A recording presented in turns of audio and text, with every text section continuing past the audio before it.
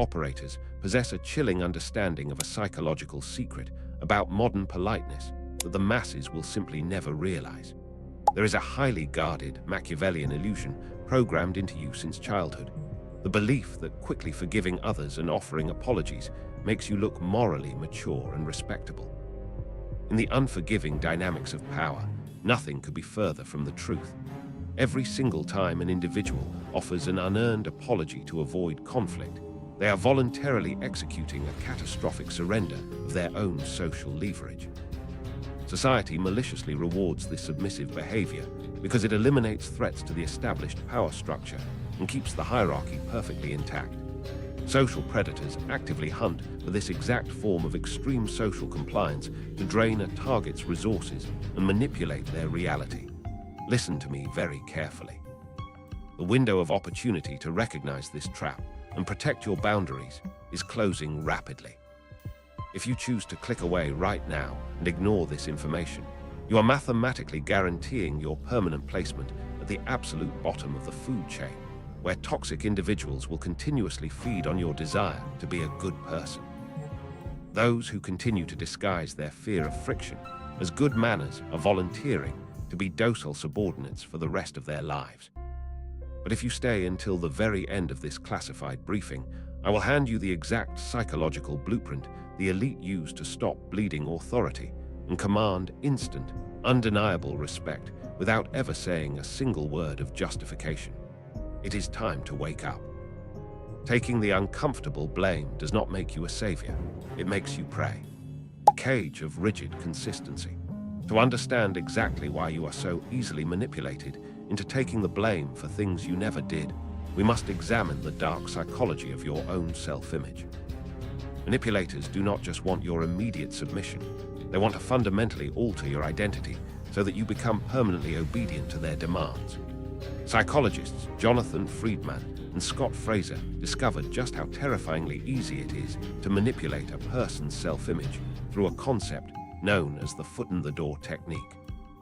In a famous and deeply unsettling experiment, researchers posed as volunteer workers and went door-to-door in a residential California neighborhood, making a preposterous request of the homeowners.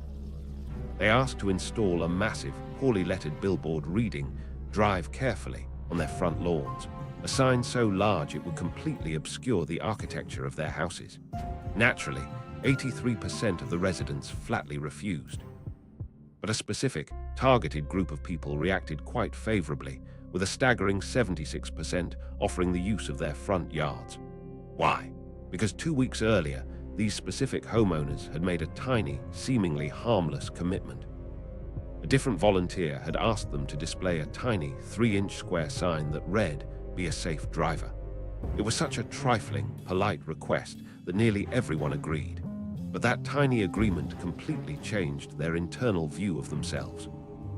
They now saw themselves as public-spirited citizens who take action to cooperate with good causes. Elite social predators use this exact same psychological mechanism to trap you in a cycle of endless apologies. When a sociopath manufactures a minor conflict and you offer a tiny, unearned apology just to be polite and smooth things over, you are accepting the 3-inch sign. You alter your own self-image. You convince yourself that you are the forgiving one, the peacemaker, the bigger person. Once your self-image is altered, you are locked into a cage of rigid consistency. You will continue to absorb uncomfortable blame, sacrifice your boundaries, and forgive massive disrespect, just to remain consistent with your new identity as their personal peacemaker. You think you are being noble, but you have been expertly manipulated into a corner where you do all the compromising. The debt of uninvited blame. The invisible, mechanical force that keeps you paralyzed when a manipulator demands an apology is known as the rule for reciprocation. This pervasive sociological rule states that we are deeply obligated to the future repayment of favors, gifts, and concessions. But covert manipulators exploit a very dark, devastating loophole in this rule. It can trigger a crushing feeling of indebtedness even when the initial action is entirely uninvited. To see how ruthless this can be, we can look at the historical airport solicitation strategy of the Hare Krishna Society. During the 1970s, they revolutionized their funding by using a brilliant, manipulative tactic on hurried travelers. A solicitor would step directly in front of a businessman and force a flower into his hands. When the man protested and tried to give it back, the solicitor would refuse, stating firmly, "It is our gift to you, sir." Only after the flower was forcefully given would they ask for a donation. By forcing the target to accept the uninvited gift, the rule of reciprocation was violently engaged, and the businessman inevitably handed over his money just to escape the psychological burden of the debt. The tactic was so relentless that solicitors would regularly walk a garbage route, retrieving the discarded flowers from trash cans to use them again. Elite sociopaths use their manufactured grievances exactly like that unwanted flower. By suddenly acting offended, hurt, or disappointed by something you did, they force upon you the uninvited gift of their fabricated emotional pain. You never asked to be involved in their drama. You never requested this conflict. At the exact moment you accept their display of grievance and offer them a small apology just to make the tension go away, you have accepted the flower. You are instantly indebted. The manipulator has forced you into an unfair psychological exchange where they control the entire dynamic. They chose to be offended, and now the crushing weight of social pressure dictates that you must pay them back by altering your behavior, backing down from your standards, and handing over your absolute, unquestioning compliance. The concession of the unearned apology. How do these predators continuously extract massive amounts of power from you without you ever realizing it? They weaponize the psychology of mutual concessions, a strategy known to compliance professionals as the rejection then retreat technique. The rule of reciprocity dictates that if someone makes a concession to us, we are socially obligated to make a concession in return. But what happens when the opponent's initial demand is completely fabricated? Consider the baffling political actions that led to the ruin of the Nixon presidency during the Watergate scandal. G. Gordon Liddy, a man known for questionable judgment, proposed a ridiculously expensive $250,000 plan to burglarize the Democratic National Committee. Intelligent politicians like John Mitchell approved this highly risky, incredibly foolish plan. Why? Because it was not Liddy's first proposal. He had previously presented a $1 million plan involving kidnapping, mugging squads, and high-class blackmail. When that was rejected, he presented a $500,000 plan. It was only after these two massive proposals were rejected that he offered the $250,000 burglary plan. Because he had retreated from a massive demand to a smaller one, his final proposal looked like a concession. Politicians felt deeply obligated to offer a return concession, so they approved a catastrophic plan simply because it looked smaller by contrast. He had asked for the whole loaf when he was quite content to settle for a quarter of it.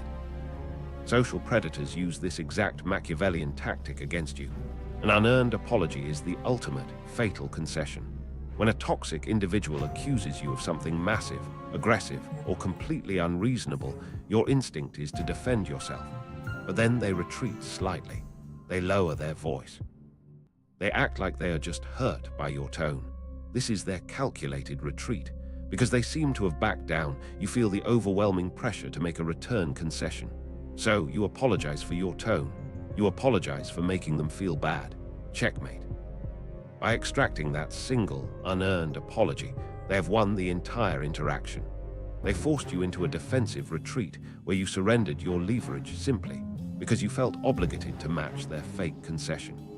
Paralysis of social friction. If you doubt the terrifying power of this manipulation, you must examine why you are so utterly afraid to stand your ground and refuse to apologize when a conflict occurs in front of other people. The answer lies in the principle of social proof, combined with a deadly psychological phenomenon known as pluralistic ignorance. In moments of uncertainty or public tension, human beings do not act on pure logic. They look around at the actions of others for clues on how to behave. Because nobody wants to look foolish or cause a scene, everyone tries to appear calm and polite. This creates a state of pluralistic ignorance, in which each person decides that since nobody else is reacting aggressively, the correct behavior must be to remain docile and accommodating. Elite sociopaths invert this exact mechanism to trap you in public settings, family gatherings, or corporate meetings.